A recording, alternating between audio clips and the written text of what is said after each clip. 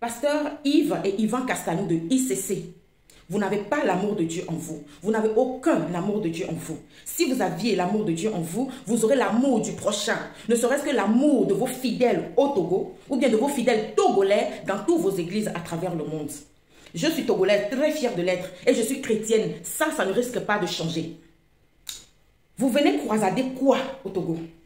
Vous venez croisader qui exactement au Togo? Le peuple togolais, ce peuple-là qui est en train d'être tué en ce moment même, le peuple-là qui est en train d'être massacré en ce moment même, ce peuple-là qui est en train d'être réprimé en ce moment même. Vous venez croisader qui? Ou bien vous allez emporter ceux-là que vous allez croisader au Togo, même si c'était cela. Le peuple togolais actuellement est en train de lutter pour sa propre liberté, pour sa liberté. On ne vous entend pas.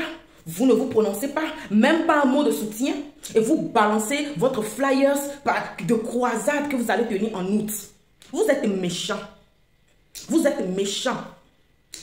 Demandez à vos fidèles. La grande majorité de vos fidèles qui sont dans vos églises, c'est des gens qui souffrent la misère, c'est des gens qui souffrent la faim, c'est des gens qui souffrent le chômage, et c'est des gens qui sont dans de grands désespoirs. C'est pour ça que vous les voyez très nombreux débrouillés dans votre église. Si même vous n'avez pas pitié du peuple togolais, africain, noir comme vous, ayez pitié au moins de vos fidèles togolais qui sont au Togo ici. Ayez pitié au moins de vos fidèles togolais qui sont ici au Togo.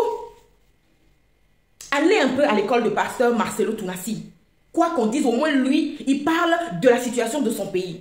Il fait des choses qui vont pour équilibrer au moins ses fidèles. Vous, mais c'est terrible. C'est terrible qu'un peuple soit en train d'être tué, massacré, soit dans une situation vraiment... Vous organisez croisade. Nous vous avons fait quoi exactement? Bon bref, je ne veux pas parler et puis vous allez me sortir le verset. Ne touchez pas à mes oins. On ne touche pas à ces oins, mais ces oins peuvent massacrer, peuvent plonger le peuple de Dieu dans je ne sais quoi. Vous savez, vos silences face à la tuerie des fidèles, vos silences, vos indifférences face aux problèmes de la nation font que beaucoup vont vers l'apostasie. Et ça, le Seigneur va vous le demander. Le Seigneur va vous le demander. Vous allez dire que vous priez, mais David prie, mais il est allé au front.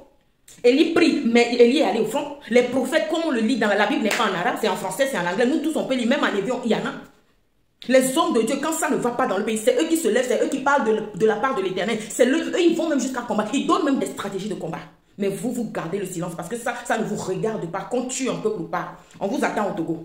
Venez faire votre croisade là. Seulement si Faure Gnassingbé dégage avant août, vous allez tenir votre croisade. Mais si Faure Gnassingbé ne dégage pas avant août, votre croisade là, vous allez le faire l'air. Il y en a marre là. Il y en a marre.